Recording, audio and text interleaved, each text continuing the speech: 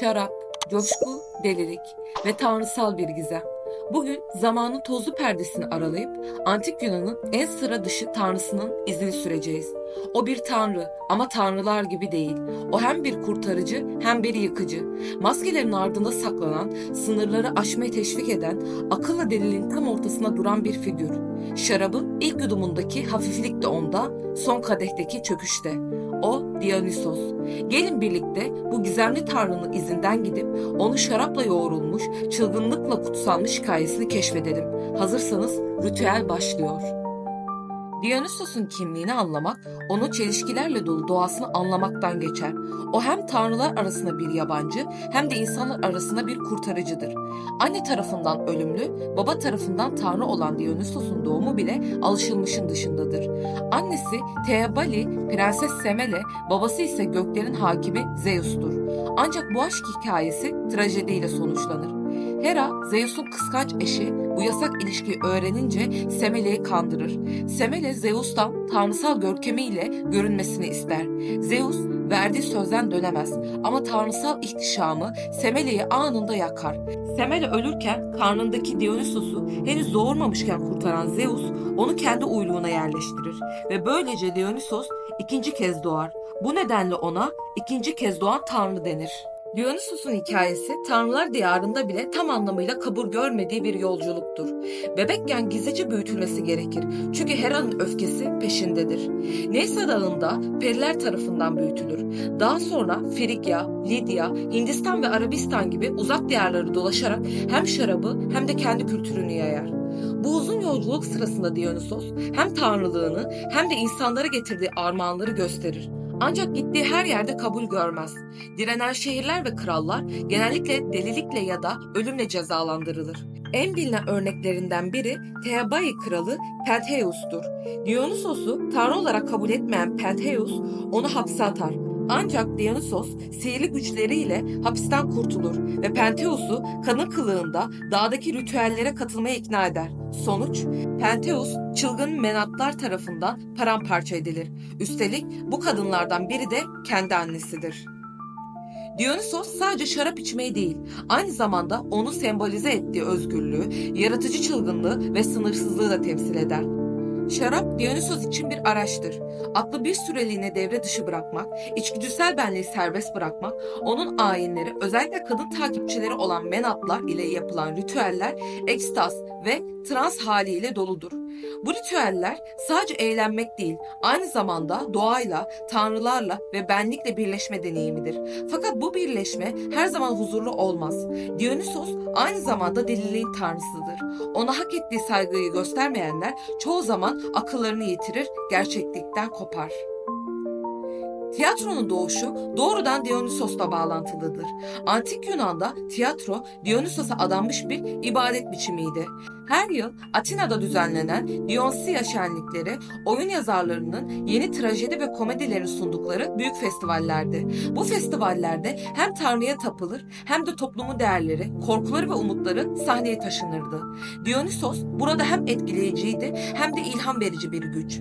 Maskelerle oynanan bu oyunlar aslında Tanrı'nın çiftli doğasını simgeliyordu. Görünene karşı görünmeyen, bireye karşı kolektif bilinç. Dionysos'un mitolojisinde ölüm ve yeniden doğuş çok önemli yer tutar. Bazı versiyonlarda Titanlar tarafından parçalanarak öldürülür ama kalbi kurtarılır ve yeniden doğar. Bu motif hem doğanın döngüsünü hem de ölümden sonraki yaşam inancını simgeler. Bu nedenle Dionysos, Orfik geleneklerde önemli bir figürdür. Ruhun ölümsüzlüğü ve reenkarnasyon fikri Dionysos üzerinden aktarılır. Aynı zamanda yeraltı dünyasına da iner. Persefone ile ilişkilendirilir ve böylece tanrıların hem gökyüzü hem de yeraltı yönüyle de bağlantı kurar. Dionysos'un sembolleri onun karakterini çok iyi yansıtır. Asma ve üzüm, şarabın kaynağı, Teirosos, çam kozalağıyla süslenmiş asaya benzer baston. Leopar ve panterler onun hayvani doğasını simgeler. Tiyatro maskeleri onu kimlik değiştirici yönünü temsil eder. Kültürü Yunanistan'ın neredeyse her bölgesine yayılmıştır. Hatta Roma döneminde Bacchus adıyla tapılmıştır. Ancak özellikle ilk dönemlerde onun ayinleri gizli, gece yapılan ve kadınların egemenliğinde olan ritüeller şeklindeydi. Bu durum onu hem korkulan hem de saygı duyulan bir figür haline getirmiştir. Dionysos sadece mitolojik bir figür değildir. Nietzsche, Tragedyanın Doğuşu adlı eserinde Dionysos'u Apollon'un karşıtı olarak tanımlar. Biri düzeni, biri ise kaosu temsil eder. Modern sanatta, sinemada, tiyatroda ve edebiyatta Dionysos'un temaları tekrar tekrar karşımıza çıkar. Çılgınlık, arzu, bastırılmış dürtüler, özgürlük, sahte benlikler. Örneğin Jim Morrison'dan Carl Jung'a, Freud'un bilinçaltı teorilerinden Kafka'nın parçalanmış karakterine kadar uzanan geniş bir etkisi vardır. Antik Yunan toplumunda kadınlar çoğunlukla suskun, evlerine kapatılmış, kumasal alanda uzak tutulmuş figürlerdi. Ancak bir tanrı vardı ki bu sessizliği delip geçen bir çağ yarattı. Dionysos. Dionysos'un takipçileri arasında en dikkat çekenler onun çılgınca ritüellerine katılan kadınlardı. Onlara menatlar ya da Latin kültürdeki adıyla Pakae denirdi. Ama bu sadece bir din tapınması değildi. Bu aynı zamanda kadınların yüzyıllardır bastırılmış benliklerini ortaya koydukları toplumun normlarına baş kaldıran bir özgürlük ayiniydi. Modern yorumcular Dionysos ritüellerini ve Menatlar hareketini mitolojideki erken bir feminist isyan olarak da değerlendirir. Kadınların erilliğin simgesi olarak şehirden doğaya, yani kendi dişil köklerine dönmesi bir tür ruhsal devrimdir ve bu devrim Dionysos'un ilahi çılgınlığında hayat bulur.